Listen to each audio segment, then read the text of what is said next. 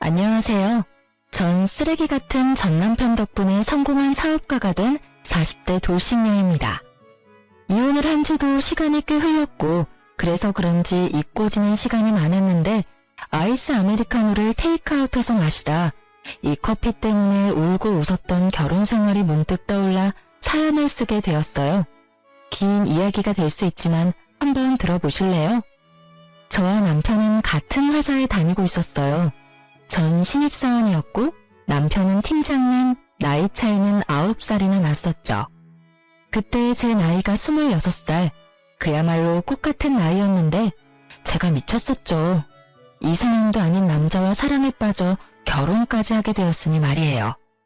그땐 눈에 콩깍지 단단히 낀 것인지 글쎄 이빨에 고춧가루 낀 모습도 멋있어 보였으니 말 다 했죠 뭐.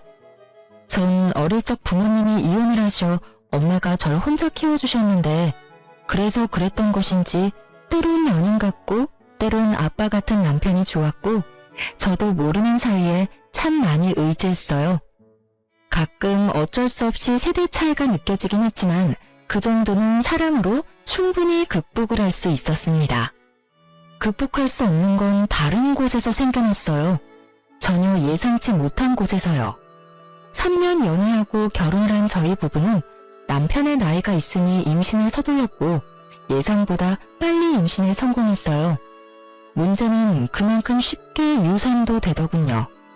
1년 동안 2번, 한 번은 계륵 유산으로 특별한 증상이 없어 검진날 병원에 가서야 알았고 2번째는 인태기 2주를 확인하고 달려간 산부인과에서 자궁의 임신이란 말을 들었죠. 전 겁이 났어요. 습관 유산으로 이어질까 봐요. 상상만으로도 끔찍했어요.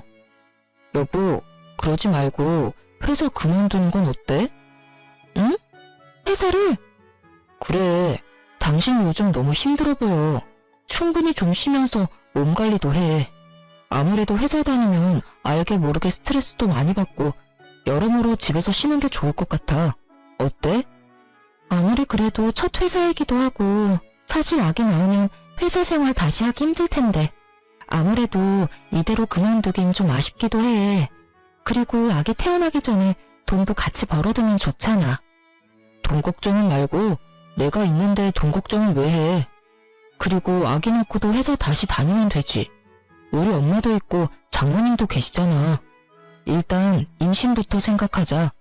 이러다 또 잘못되면 당신 몸에 큰 문제 생길까봐 걱정되어서 그래. 알겠어. 그렇게 하도록 할게. 결국 전 남편의 권유대로 회사를 그만두게 되었죠. 한동안은 좋았어요. 대학교를 다니면서도 아르바이트를 쉬어본 적이 없었는데 쉬게 되니 이유가 어찌 되었든 좋긴 하더군요. 하지만 몸이 편해진 대신 정신이 힘들기 시작했어요. 남편은 생활비를 주는 대신 저에게 맘 편히 쓰라며 체크카드를 주었는데 그게 화근이었죠. 처음엔 10만원, 그 다음은 5만원. 그렇게 시작된 연락은 어느새 카드를 긁을 때마다 오기 시작했습니다. 여보, 택시 탔어? 방금 문자 왔던데? 오늘 엄마 집에 간다고 했었잖아. 엄마가 반찬 챙겨줬는데 너무 무거워서 택시 탔어.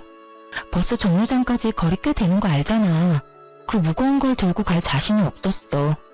그렇다고 기껏 싸주는 음식 버스 못 탄다고 두고 올 수도 없고. 왜? 아까워? 아니, 생전 택시 안 타는 사람이 택시 탔다고 문자가 오니까 무슨 일인가 해서 연락했지. 생전 택시 안 타는 사람은 개뿔? 여보, 나도 택시 편한 거 잘 알고 택시 참 좋아라 했어. 그런데 당신이 이렇게 눈치를 주는데 어떻게 택시를 타고 다녀? 눈치를 주긴 눈치 보지 말라니까. 편하게 써, 편하게. 난 그냥 혹시나 카드 분실한 건 아닌가 해서 연락해봤어. 여보, 진짜 눈치 주는 거 아니니까 편하게 써. 눈치란 뜻을 모르는 것인지 남편은 눈치 보지 말라면서 행동은 달라지지 않았어요. 내가 벌어 내가 쓰는 자유로운 소비 생활을 하던 예전과는 달리 남편 돈으로 하는 생활은 생각보다 더 힘들더군요. 이렇게 눈치가 보이다 보니 친구 한 명 만나는 것도 참 그렇더라고요. 아무래도 만나게 되면 어쩔 수 없이 돈을 쓰게 될 테고 그렇게 되면 또 전화가 올 테니까요. 무슨 연유로 쓰게 됐는지 설명을 하면 그만이지만 그 설명하는 것도 어느 순간 싫더라고요. 그렇게 친구들과 만남을 피하던 어느 날, 제일 친한 친구가 집 근처라며 만나자고 연락이 왔습니다. 집 바로 코앞이라는데 그것마저 거절하기가 좀 그렇더군요. 거기에다 남편의 눈치 때문에 스트레스도 많이 쌓였던 터라 이참에 수다나 떨며 스트레스나 풀고 오자 싶었어요. 그렇게 친구를 만났고 친구는 제 얼굴이 안 됐다며 몸보신을 시켜주겠다고 하더군요. 장어집에 왜 소고기까지 파는 것인지 친구는 장어의 소고기에 닥치는 대로 시켰고 계산할 때 보니 10만 원을 훌쩍 넘겼더라고요. 처녀 때라면 친구가 사준다고 했어도 더치페이를 했겠지만 지금은 계산대에서 한 발 물러서 있는 제가 얼마나 비참하던지. 그런 제 마음을 눈치챘는지 친구가 커피는 저보고 사라고 하더라고요. 전 알겠다며 친구와 커피집으로 향했고 친구는 일부러 브랜드도 없는 테이크아웃 전문점으로 절 이끌더라고요. 아무 말 하지 않아도 제 상황을 다 알아채주고 이해해주는 친구의 배려에 눈물이 왈칵 쏟아질 뻔했어요. 한 잔에 1,800원, 아직도 기억합니다. 두 잔에서 3,600원. 정확히 3,600원을 결제하고 10초도 지나지 않았는데 남편에게서 전화가 오더군요. 일은 안 하고 휴대전화만 들여다보고 있는 것인지 빨라도 그렇게 빠를 수가 없었어요. 여보세요? 당신 오늘 외출한다는 말 없었잖아. 누구 만났어? 커피 마시는 것 같던데. 혜정이 만났어. 나랑 제일 친한 친구. 혜정이가 내 얼굴이 안 좋다고 비싼 점심 사줘서 내가 커피 한 잔 사줬어. 그것도 안 돼? 아니, 난 오늘 나간다는 말 없었는데 갑자기 승인 문자가 오니까 혹시나 해서. 그래, 좋은 시간 보내다 들어가. 그놈의 혹시나 해서. 정말 혹시나의 히읗자만 들어도 치가 떨리는 지경이었어요. 전 그날 결국 폭발을 해버렸고 남편이 돌아오자마자 분노의 랩을 쏟아냈어요. 나왔어. 오늘 재미있게 놀다 왔어? 재미? 재미? 당신 같으면 재미가 있었겠어? 아니, 재미는 있었지. 정확히 내가 커피값을 결제하고 당신이 전화 오기 전까진 말이야. 당신은 일도 안 해? 아니, 회사에 가서 하루 종일 휴대전화만 들여다보고 있어? 어떻게 매번 그렇게 전화를 하냐고. 그러면서 뭐? 눈치 보지 말고 마음껏 쓰라고?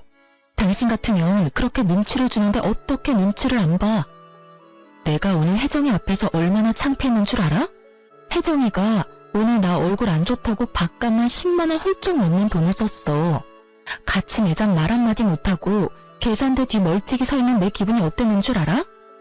그리고 나서 혜정이가 커피는 나보고 사라고 해서 커피집 갔는데 바로 코앞에 있던 스타땡땡은 쳐다도 안 보고 저렴한 커피집에 날 데리고 가더라.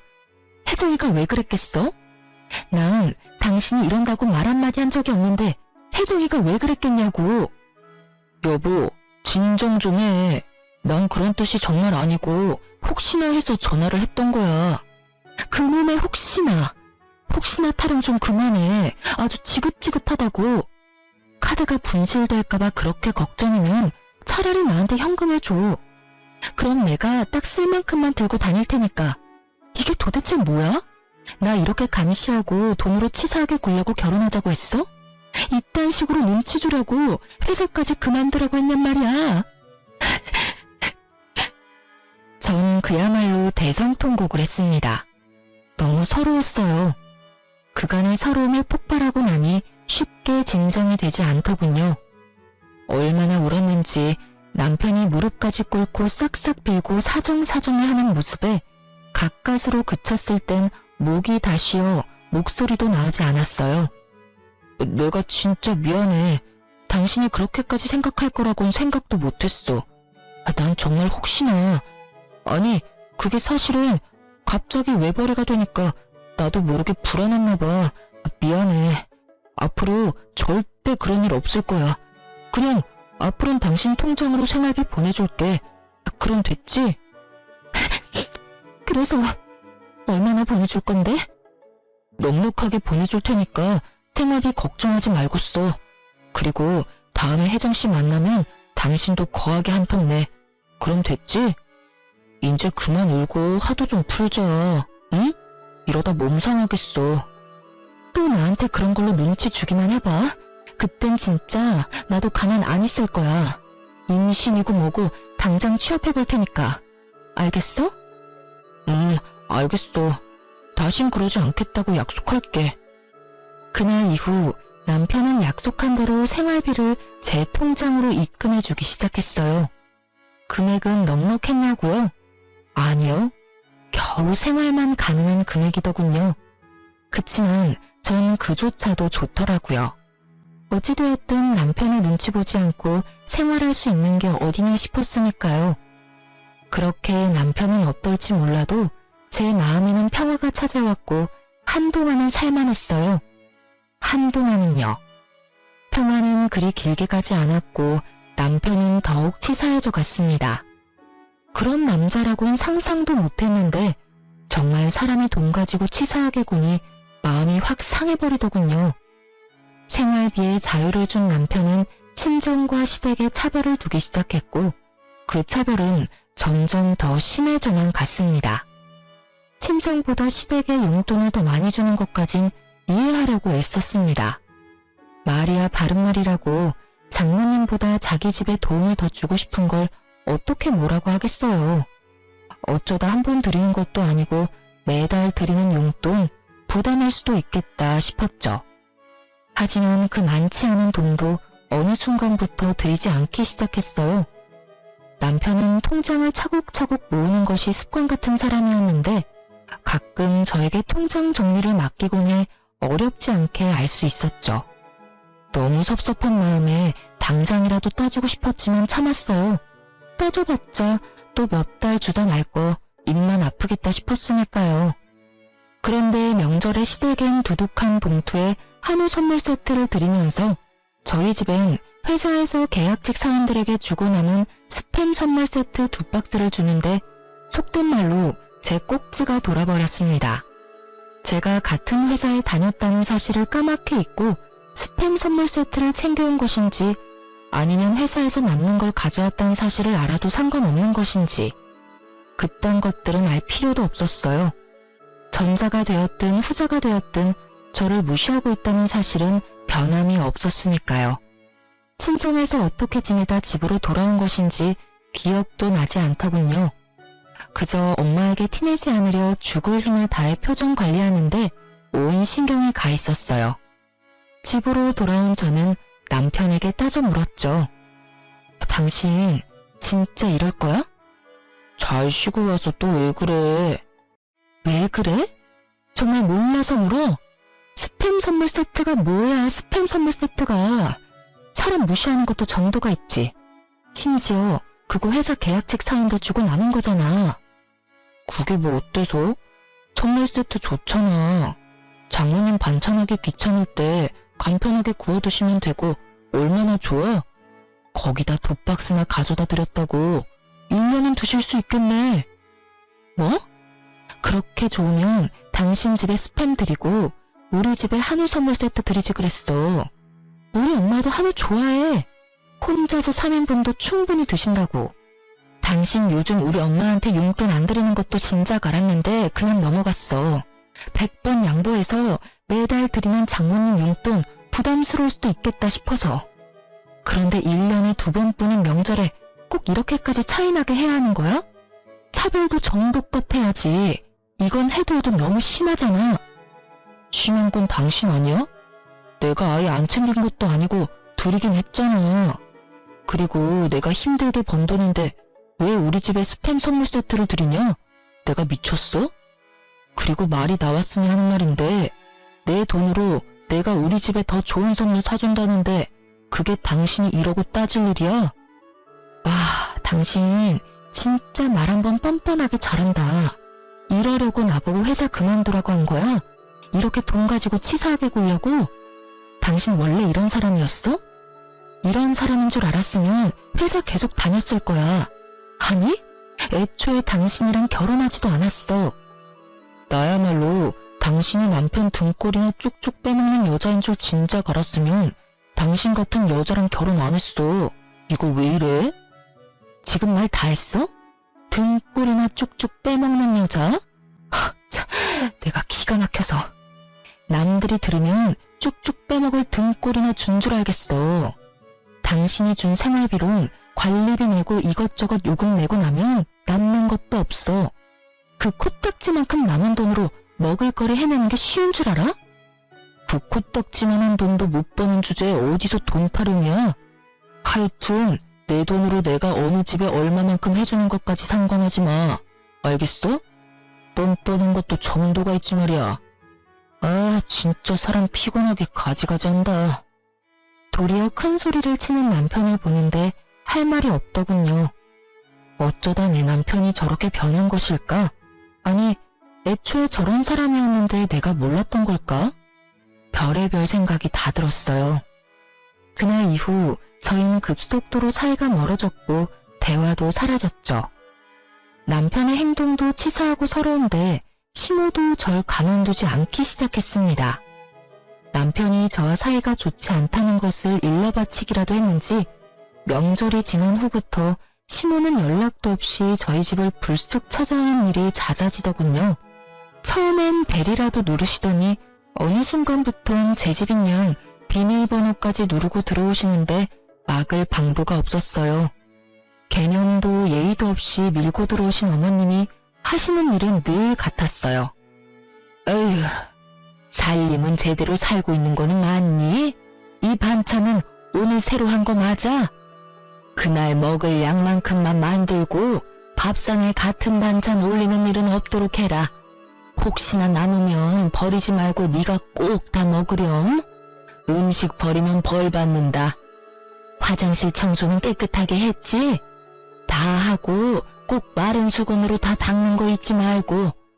혹시나 우리 아들 넘어지는 일은 없어야 한다. 알겠니? 보시면 아시잖아요. 늘 어머님이 바라시는 대로 유지하고 있어요. 늘 같은 말씀 지겹지도 않으세요? 지겹기는? 매번 말해야 네가 잊지 않지. 머리에 잘 새기라고 하는 말이야. 아참, 그리고 생활비는 낭비하지 말고 꼭 필요한 것만 사. 너 혹시 친정에 돈 같은 거 주는 건 아니지? 네 주머니에 있다고 네 돈이 아니란 걸 늘 기억하고 행동하렴. 너도 회사 생활 해봤으니 알 거 아니니?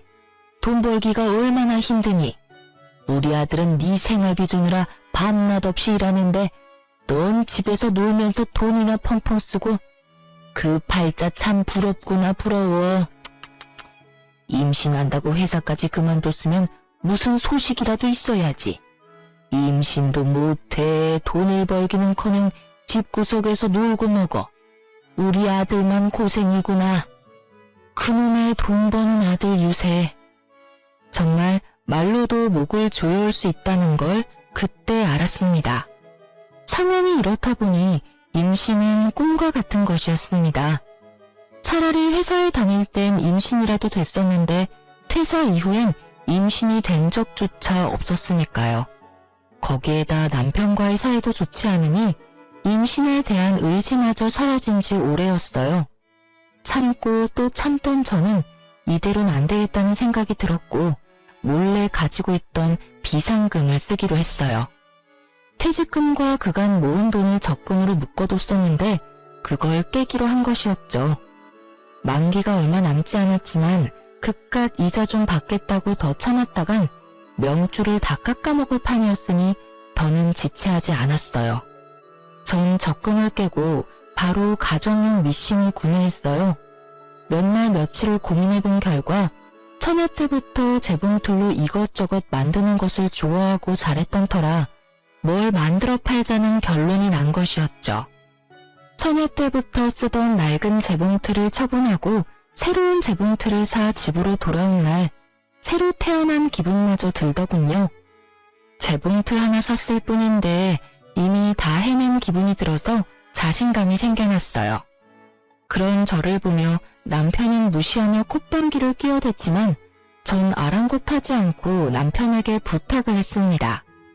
그깟 재봉틀로 뭘 할 수 있다고. 괜한 돈 낭비하지 말고 그 돈으로 맛있는 거나 사 먹어. 그게 남는 거야. 아, 내 일에 관심 좀 꺼줘. 그리고 이왕 대화한 김에 한 가지만 부탁할게. 어머님께 당신이 우리 집에 좀 적당히 오라고 해줘. 나도 집에서 마냥 노는 거보단 뭐라도 하는 게 당신한테 더 좋지 않아? 혹시 알아? 내가 당신보다 더 많이 버는 날이 올지. 당신이 좋아하는 혹시 모르는 일이 일어날 수도 있는 거잖아. 그러니 힘겹게 마음먹은 사람 괜히 마음 들쑤시지 마시고 집에 좀 적당히 오시라고 해.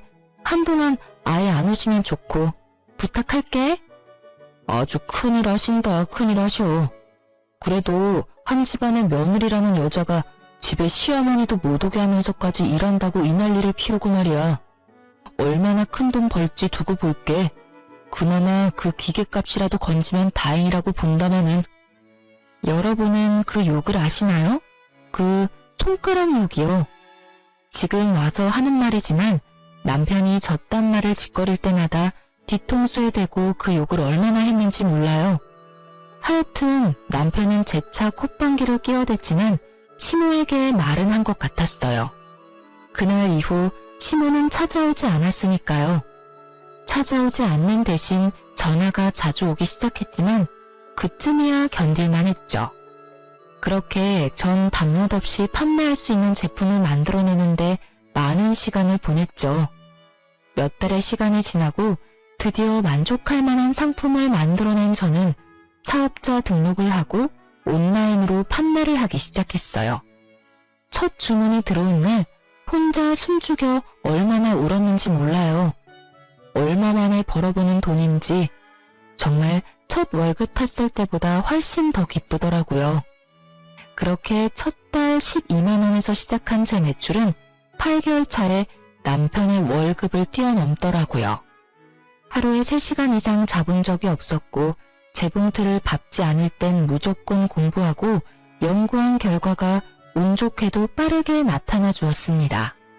단골도 늘어나고 신규 회원 유입도 많아지니 그만큼 주문량도 늘어갔습니다. 그 덕분에 1년이 넘어가던 때에 전 적당한 사무실을 얻고 직원도 생기게 되었어요. 사업이 번창하는 대신 남편과는 더욱 멀어져만 갔고 시모의 폭언은 점점 선을 넘고 있었습니다.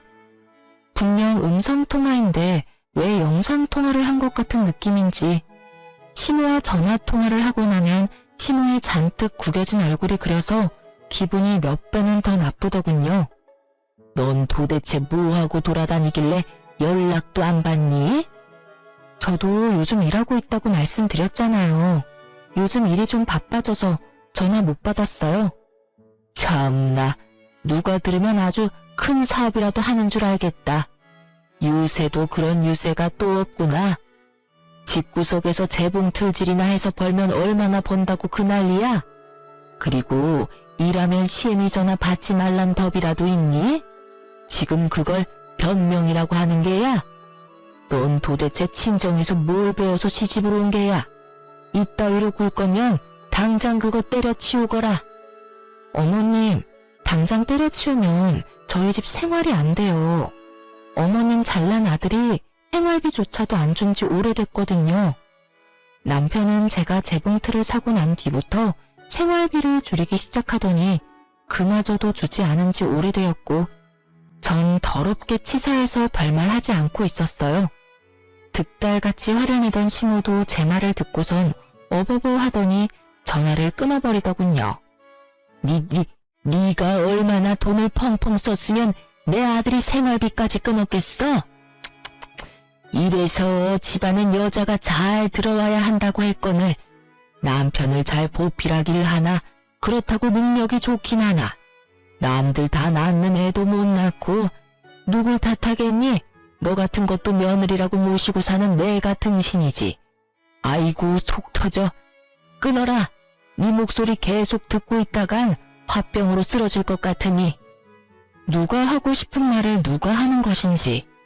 상황이 이렇게 되니 정말 이젠 이혼해야 하나 싶더라고요.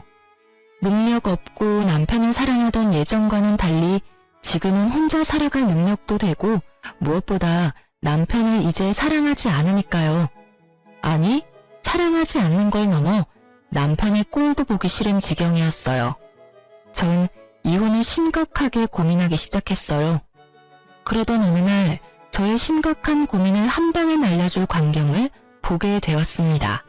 그날도 남편이 늦는다고 문자가 왔고 전 지난날보다 매출이 2배가량 늘어 기분이 좋았던 터라 그간 미뤄왔던 데이트 약속을 잡았어요. 바로 친정엄마와의 데이트요. 오랜만에 엄마와 만나 쇼핑을 하고 고급 한정식 집으로 저녁을 먹으러 갔어요. 엄마와 함께 입구에 들어서는 순간부터 제 시선을 사로잡은 여자가 있었어요. 나이는 많아봤자 20대 중후반쯤 되어 보이는 여자가 몸에 걸치고 손에 든 것만 해도 차 한 대 값은 좋게 넘어 보이는데 저도 모르게 시선이 가더군요. 언뜻 드는 생각에 집에 돈이 많은가? 했던 것 같아요. 그렇게 엄마와 전 제대로 잘 대접받은 기분이 드는 저녁을 먹고 가게를 나서고 있었습니다. 엄마는 오랜만에 딸과 한 데이트가 좋으셨는지 소녀처럼 신나셨더라고요.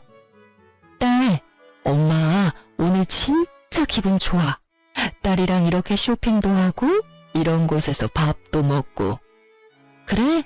앞으로는 이런 데이트 자주 하자. 엄마가 이렇게 신나하니까 나도 스트레스 풀리고 좋아. 자주는 말고 가끔 해, 가끔. 우리 딸 힘들게 돈 벌어서 엄마한테 다 쓸 일 있니? 아주 가끔 1년에 한 번 정도만 데이트해. 아유, 엄마. 딸 이제 돈 잘 벌어서 이 정도는 하고 살아도 돼.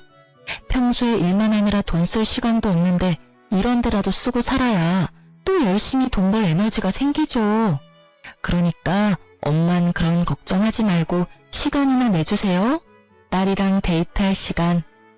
그렇게 하하호호 엄마와 완벽한 데이트였는데 그 완벽을 산산이 조각내는 광경이 펼쳐지고 있었습니다. 기억하시나요? 제가 조금 전 입구에서 봤던 그 명품을 휘감은 여자. 그 여자도 식사를 마쳤는지 입구에서 멀지 않은 곳에 서 있었는데 글쎄 그 여자가 제 시댁 식구들과 함께 있는 것이 아니겠어요? 엄마도 걸음을 멈추고 저에게 사돈들이 아니냐며 물어오더군요. 그때였어요.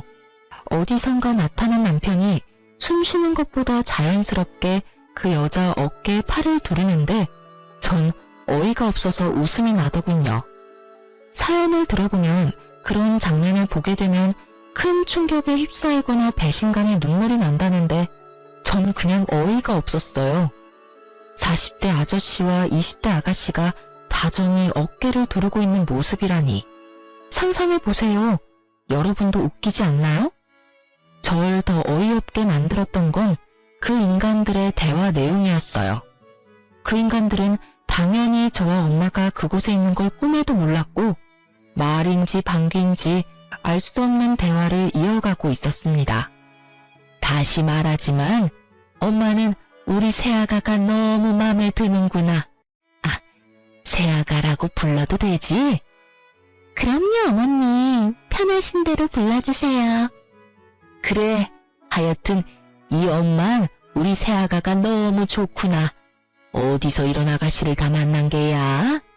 이런 아가씨를 만날 수 있는 녀석이 왜 그런 년이랑 결혼을 해서는 이게 뭐니? 번거롭게 이혼해야 해. 우리 새아가는 이혼하는 너 기다려야 해. 엄마는 너 이혼할 동안 그런 년 계속 보고 살아야 해. 그 잘못된 결혼 하나 때문에 이게 무슨 고생이야? 에휴, 어찌되었든 넌 빨리 그 빌어먹을 년이랑 빨리 이혼이나 해. 이혼하는 대로 우리 새아가와 서둘러 재혼하고. 어머니, 자꾸 년년 하지 마세요. 우리 다은이 놀랜다고요. 어머, 나도 모르게 욕이 나왔구나. 놀랬니? 아니에요, 어머님. 오빠한테 들어보니 욕먹을만 하더라고요. 집에서 놀고 먹으면서 집안일도 제대로 안 하고 돈 타령만 한다고 하던데. 욕 들어도 싸죠, 어머님. 그렇지. 역시 우리 새아가는 나랑 통하는구나. 그래서 말인데, 세아가 넌 혹시 우리 아들이랑 결혼하면 회사는 어떻게 할 거니? 저요? 당연히 그만둬야죠. 뭐? 그만두고 집에서 오빠 내조나 하려고요. 오빠, 내가 내조 잘해줄 테니까 걱정하지 마. 집에 생활비도 안 줘도 돼. 우리 아빠가 나 시집가도 주던 용돈은 계속 준다고 하셨거든. 오빠 월급은 오빠가 알아서 해. 난 아빠가 주는 용돈으로 충분하니까 말이야. 그래? 고마워 자기야. 역시 내가 여자 하나는 잘 골랐단 말이야. 말해 뭐하니? 세아가 우리 집에 와줘서 고맙구나. 상간녀의 말에 남편놈과 시부 얼굴에 웃음꽃이 피더군요. 집에 돈 한 푼 들이지 않을 때부터 알아봤어야 했는데 제가 아니랬던 거죠. 설마 바람까지 피울 거란 생각조차 못했으니까요. 그것도 저렇게 젊은 여자와 바람을 피우다니 어떤 면에선 참 대단하다는 생각도 들더군요. 그 당시 남편 나이가 40이었는데 겉모습은 50대는 좋게 되어 보이는 노안 중의 노안이었거든요. 그런 남편에게 20대 여자가 꼬이다니. 나만큼이나 눈빛 여자가 있다는 사실에 놀랍기도 했어요.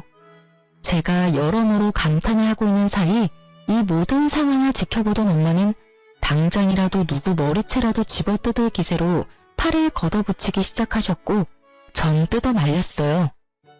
내 저것들을 그냥... 엄마, 잠시만 기다려봐. 뭘 기다려? 이런 건 현장 급습이 답이라고 이거사. 엄마, 현장 급습을 한다고 돈이 생겨 밥이 생겨?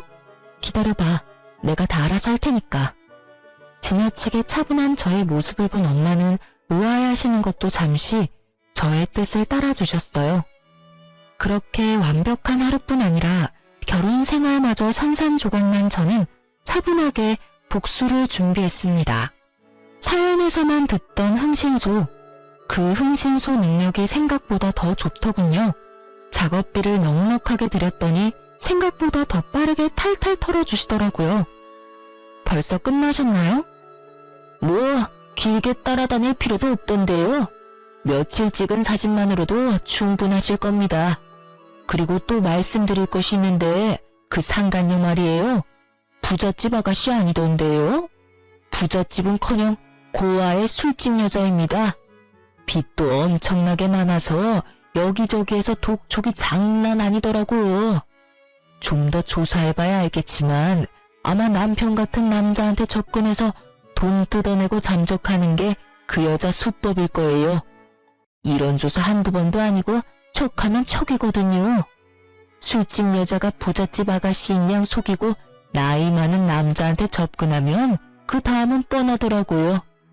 요즘도 이런 말 쓰는지 모르겠지만 꽃뱀이라고 하죠. 일단 지금까지 조사한 거 다 보내드릴 테니 다시 한번 확인해 보세요, 사모님. 전화를 끊고 얼마나 웃었는지 모릅니다. 꽃뱀이라니 이 얼마나 통쾌한 단어인가요? 상간녀가 부잣집 아가씨인 줄 알고 입이 귀에 걸리던 그 인간들의 얼굴이 떠오르며 그야말로 눈물 쏙 빠지게 웃었어요. 생각지도 못한 상간녀의 정체에 전 계획보다 빠르게 이혼을 진행했어요. 상간녀 소송도 하지 않기로 했죠. 혹시나 소송 과정에서 상간녀의 정체가 드러나면 그거야말로 말짱 도루묵이 될 테니까요. 전 남편에게 준비한 외도 증거만을 내밀며 이혼을 요구했어요. 이거 받아. 이게 뭔데? 준비된 증거물들을 건네니 남편은 조금 놀란 듯 했습니다. 그렇겠죠. 저를 집에서 밥이나 축 내는 밥순이 정도로 알고 있었을 텐데 그런 걸 건네니 놀라지 않을 수가 없었겠죠. 사진들을 살펴보던 남편은 오히려 잘 됐다는 투로 말을 하더군요. 차라리 잘 됐네. 그렇지 않아도 어떻게 말을 꺼내야 할지 고민이었는데 우리 이혼하자. 당신도 알다시피 나 다른 여자 생겼어. 나 그 여자 사랑해. 그렇겠지. 사진으로 보니까 죽고 못 사는 사랑이던데 당연히 이혼해줘야지. 정말? 정말 나랑 이렇게 쉽게 이혼해준다고? 그럼 내가 울고불고 매달리면서 이혼 못한다고 할 줄 알았어? 그건 아닌데. 하여튼 그래서 바로 이혼해 준다고? 말을 더듬는 꼴을 보니 그럴 것이라 예상했던 모양이더라고요. 하긴 저에게 관심이 정말 하나도 없으니 그렇게 생각하는 것도 무리는 아니란 생각이 들었어요. 자기만 잘난 줄 아는 남편놈에게 당장이라도 제 수입을 확 까보이며 저 콧대를 확 놀려주고 싶었지만 이혼할 마당에 긁어부스럼 만들 것 없으니 꾹 참고 말했어요. 그 대신 조건이 있어. 조건이 뭔데? 이 집 나한테 넘기고 당장 나가. 뭐? 이 집을 달란 말이야? 당신 지금 조용하고 빠르게 이혼하고 싶을 거 아니야. 조사해보니까 이 여자 걸치고 들고 있는 것만 해도 차 한 대 값은 우습게 넘더라? 아주 잘 물었던데? 그런 여자가 당신 같은 유부남 좋다고 할 때 빨리 정리하고 재혼해야 하는 거 아니야? 그건 그렇지만 집은 너무하잖아. 한두 푼짜리도 아니고 이 집이 얼만 줄이나 알아? 잘 생각해. 난 당신이 이 집 주지 않으면 있는 힘껏 지저분하게 굴어서 그 여자도 당신도 지긋지긋해서 치를 떨게 만들어줄 자신 있어. 뭐 그러다 보면 회사에 소문도 퍼질 테고. 계산 빠른 당신이라면 이미 타산 나왔을 텐데. 어때? 이 집 정도면 싸게 이혼하는 거 아니야? 이 집만 주면 상간녀 소송도 안 할게. 나도 그 정도 양심은 있어. 남편은 잠시 고민하는 듯 하더니 이내 알겠다고 하더군요. 집 명의 이전을 하고 이혼을 마무리하던 날, 전 정말 쾌재를 불렀습니다. 이혼한다고 하면 다들 안쓰럽게들 보던데 전 정말 새로 태어난 기분이었어요. 이혼도 하고 집도 가지게 된 저는 차분히 기다렸습니다. 저를 버리고 택한 상간녀가 알아서 저의 복수를 다 해줄 테니까요. 전 흥신소를 통해 남편과 상간녀의 뒤를 꾸준히 밟고 있었고, 저의 구세주 상간녀는 전 남편과의 결혼을 요리조리 피하며 전 남편의 재산을 야금야금 축내고 있더군요. 저에게 체크카드 한 장 주고 그렇게 전화질을 해대던 전 남편놈은 꽃뱀에 홀리긴 단단히 홀렸는지 차까지 사주더군요. 상간녀의 목표는 그것이 끝이 아니었는지 며칠 뒤에 명품 짝퉁 시계를 사주며 프로포즈했고, 남편님은 그 시계를 바라보는 눈에서 꿀이 떨어지더군요. 짝퉁인 줄도 모르고 침을 질질 흘리는 꼴이 혼자 보긴 너무 아깝더라고요. 하여튼 짝퉁 시계 프로포즈 받고 완전 정신을 놓아버린 전 남편은 큰 돈을 현금으로 뽑아 상간녀에게 전해줬고, 그것이 두 사람이 함께하는 마지막 사진이었어요. 전 남편에게 큰 돈을 받은 상간녀는 그 돈으로 빚을 갚고 지방으로 잠적해버렸고, 전 남편은 그야말로 폐인이 되어버리더군요. 모르긴 몰라도 차에 돈다발까지 갖다 바쳤으니 그 대출금만 해도 어마어마했겠죠?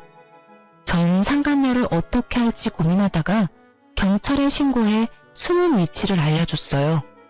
전 남편만 아니라 사기당한 사람이 한두 사람이 아니란 걸 알고 있었던 터라 그냥 넘길 순 없었거든요. 아마 징역은 피할 길이 없을 것입니다. 받은 돈은 다 썼을 테고 돈 나올 구멍조차 이제 없을 테니까요. 그리고 까만 봉지에 소주를 사들고 가는 폐인 전 남편의 사진을 마지막으로 전 흥신소와의 인연도 끝이 났습니다. 굳이 제 손을 더럽히지 않고도 이렇게 통쾌한 복수했다는 사실에 참 많이 기쁘더군요. 통쾌한 복수만큼 제 사업도 참 통쾌하게 커가고 있었어요. 전 남편이 나락으로 가는 사이 작은 파우치로 시작했던 제 사업은 어느새 의류도 제작하기 시작했어요. 사업이 번창하기 시작하니 어느새 전 공장까지 돌리는 사장님이 되어 있더군요. 워낙 기술이 좋으신 어르신들이 입사해 주신 덕분에 좋은 퀄리티의 의류를 완성할 수 있었고 꾸준히 매출이 상승해 주었습니다. 그렇게 전 오래 꿈꿔왔던 일을 이룰 수 있게 되었어요. 바로 절 혼자 키우느라 고생이 많으셨던 엄마에게 집을 장만해 드리는 일이요. 정말 그런 날이 오면 좋겠다 하고 꿈만 꿨었는데 이런 날이 오다니 행복하더군요. 전 조금이라도 괜찮은 집을 찾아보려 발품을 팔고 다녔고 그날도 아침 일찍 중개사분을 만나 집을 돌아보고 있었어요. 공장으로 출근을 해서 저도 제작을 하고 있던 터라 아침밖에 시간이 되지 않았죠. 중개사분과 인사를 나누고 엘리베이터를 탔는데 그곳에 생각지도 못한 인물이 있더군요. 그 인물은 바로 청소부 옷을 입은 전시모였습니다. 청소 도구들에 둘러싸인 전시모를 보는데 전 꿈인가 싶었어요. 하지만 저를 발견한 전시모가 호들갑을 떨며 아는 척을 해오는데 아, 현실이구나 싶더군요. 어머, 얘, 너 여기 웬일이니? 너 여기 사니? 아니요, 그건 아닌데 볼 일이 좀 있어서요. 순간 자신이 청소부 옷을 입고 있다는 사실마저 잊은 것인지 호들갑을 떨며 아는 척을 해오던 전시모는 아래 위로 훑는 제 시선에 멋쩍은 듯 묻지도 않은 사연을 줄줄 뱉어내기 시작했습니다. 에휴, 어쩌다 보니 이러고 있다. 너랑 이혼하고 만난 여자가 엄청 부잣집 딸인 줄 알았더니 글쎄 사기꾼이었지 뭐니. 부잣집은커녕 고아의 술집에서 굴러먹던 물건이었다고 하더구나. 그것도 모르고 차 사주고 대출까지 받아가면서 돈까지 갖다 줬다지 뭐냐. 그 정신 나간 녀석 누가 경찰에 신고해줘서 운 좋게 그 여자는 잡았는데 잡으면 뭘 하니. 그 많은 돈은 이미 사채업자들한테 다 가져다 주고 한 푼도 없는데. 아, 그러셨어요? 그래. 그러니 어떡하겠니? 하나밖에 없는 아들 신용불량자 만들 순 없으니 있는 집 팔아서 대출금까지 갚아줬는데 그 아들이란 놈은 사랑 타령이나 하며 일은커녕 술만 먹는 폐인이 됐고 그 충격에 영감은 쓰러져서 병원 신세 지고 있고 그러니 어쩌겠니? 나라도 돈을 벌어야지. 아, 고생이 많으시네요. 굳이 듣고 싶지도 궁금하지도 않은 이야기를 뭘 그렇게 구구절절 읊고 있는 것인지 모르겠더군요. 기계에 가까운 제 대답과는 달리 중개사분의 눈은 반짝이고 있었어요. 하긴 웬만한 막장 스토리보다 자극적이니 중개사분의 반응도 이해는 됐어요. 한참을 자신의 한스러운 이야기를 풀어내던 전시모는 이제야 제 안부도 궁금했는지 제 차림을 훑기 시작하더군요. 평소에 전 제가 만든 옷을 주로 입고 다녔는데 그날도 마찬가지였어요. 그 당시에 힘쓰고 있던 상품은 트레이닝복 바지였는데 그날 그 바지를 입고 있었죠. 그리고 상의는 아마 후르티 정도였던 것 같아요. 차려입은 차림이 아닌 편한 차림이었으니 시모 눈엔 자신과 비슷한 처지로 보였나 봐요. 뭐 너도 꼴을 보아하니 알만하구나. 집 한 채 뜯어가더니 그걸로 사업이라도 하다가 말아먹었니? 복상 망했니? 아무리 그래도 젊은 애가 좀 꾸미고 다니지 운동복 차림이 뭐니? 망했냐며 물어보는 전시모의 미소가 얼마나 역겹고 더럽던지.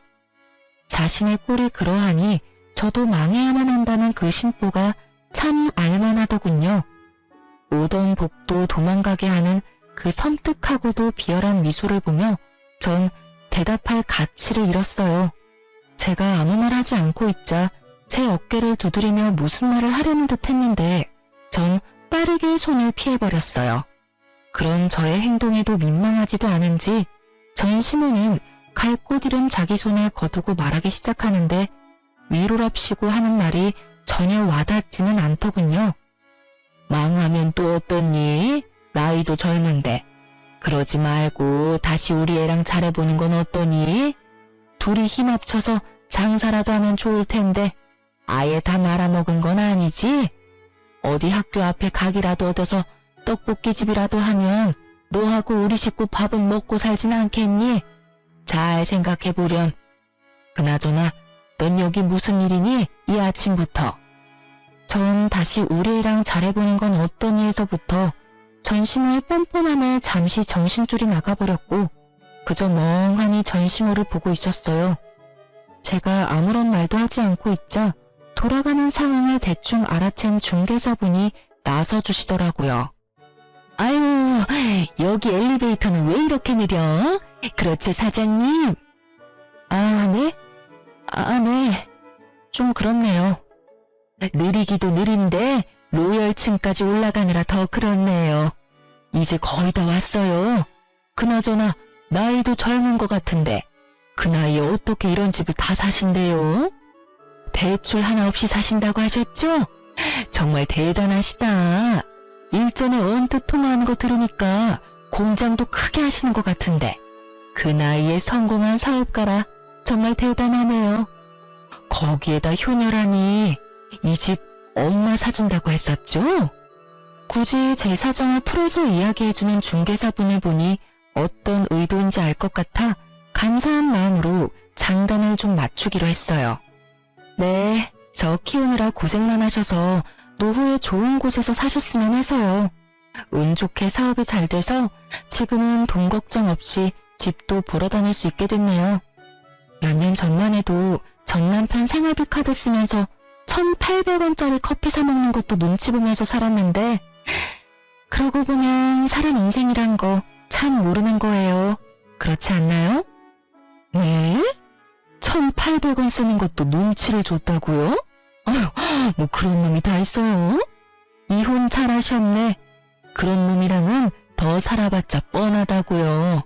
마누라한테 아낀 돈으로 나가서 엄한 여자 배나 불려주다가 뒤통수 제대로 맞고 폐인되는 거 안 봐도 뻔한 결과라고요. 조강지쳐 버리고 잘 되는 놈을 본 적이 없어요, 내가.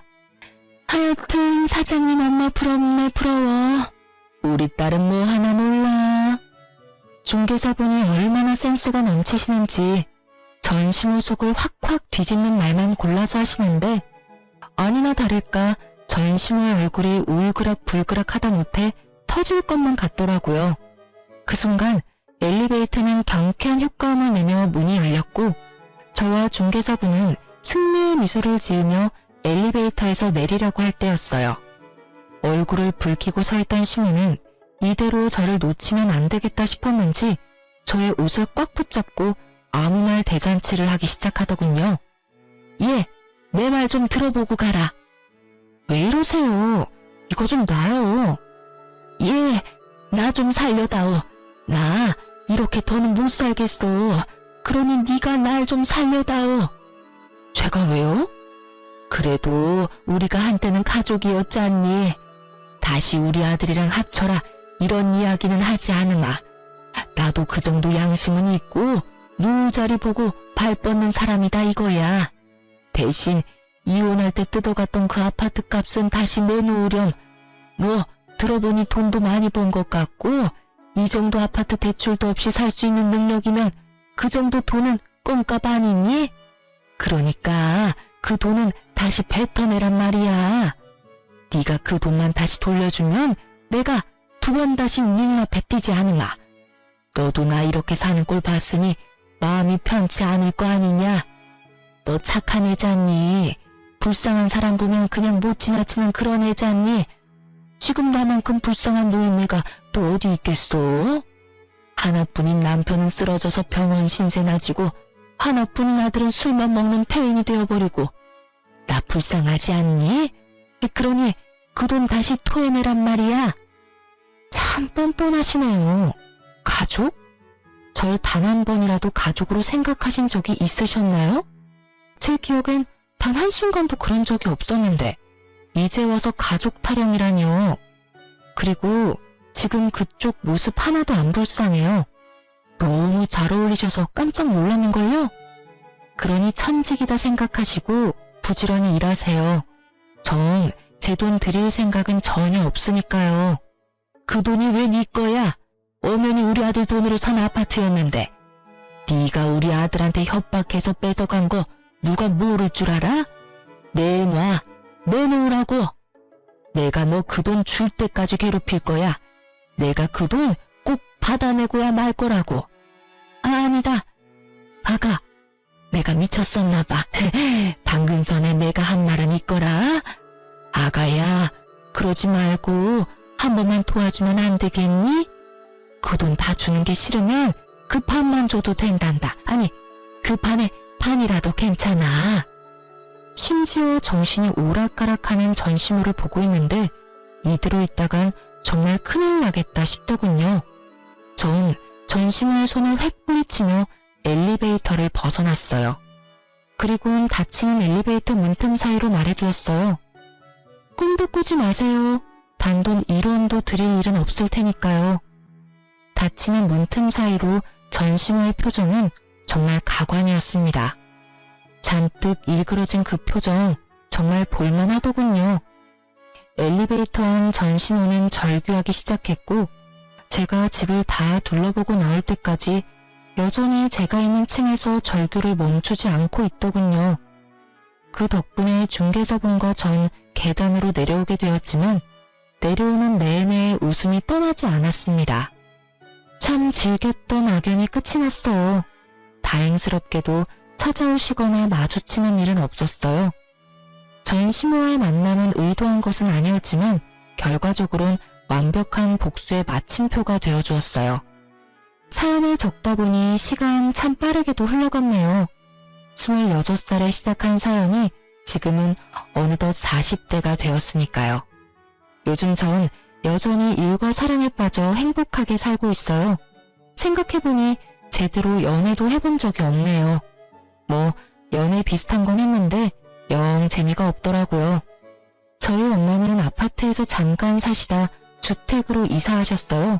아파트보단 주택이 편하시다고 하셔서요. 당연히 중개는 센스 넘치시는 그 중개사분을 통해 했어요. 아무튼 전 지금 단독주택에서 엄마와 함께 살고 있어요. 올여름엔 엄마와 함께 해외여행을 계획 중인데 저희 둘 다 해외는 처음이라 긴장 반 설렘 반으로 벌써부터 짐을 챙기고 있어요. 아직 한참이나 남았는데도 벌써 짐을 3번이나 풀었다 쌌다 한 거 있죠? 그런 저를 보시던 엄마는 설레발 친다며 나무라셨지만 사실 저보다 엄마가 더 기대하고 계세요. 몰래 영어 공부하시는 거 제가 다 봤거든요. 이혼을 하고 난 뒤 제 모든 순간순간이 다 꿈만 같네요. 2,000원도 안 되던 커피 사 먹는 것도 눈치가 보이던 그때 비하면 지금은 여운을 제발 부럽지 않네요. 이혼 타이틀을 붙게 됐지만 지금이 천배만배는 행복해요. 이로써 저의 인생 역전 이혼 스토리가 끝이 났네요. 어떻게 들으셨을지 궁금하네요. 지금까지 저의 긴 사연 들어주셔서 감사합니다.